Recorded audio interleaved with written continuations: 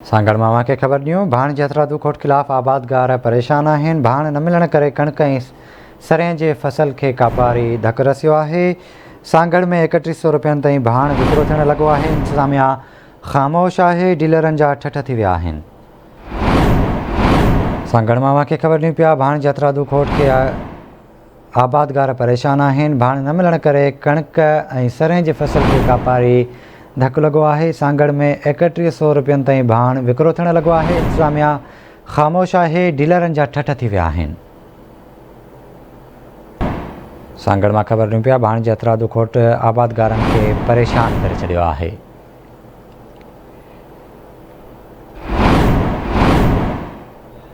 तफ़सील वठंदासीं सांगड़ मां आई डी कुंबर खां। आई डी आगाह कजो। जी आई डी आगाह कजो, छा तफ़सील आहिनि? भाण जतरा दुखोट आबादगारनि खे परेशान करियो। सांगड़ ज़िले में जेका सोना यूरिया या यूरिया भाण आहे उन जी शदीद खोट आहे। आबादगार वीचारा सख़्त परेशान आहिनि। तव्हांखे ॿुधाईंदो हलां सांगड़ ज़िले जे 6 तालुक़नि में जेको आहे सो भाण जी हथरादू खोट पैदा कई वई आहे। जॾहिं त भाण जो जेको रेट आहे 1768 रुपया बोरी जो रेट आहे।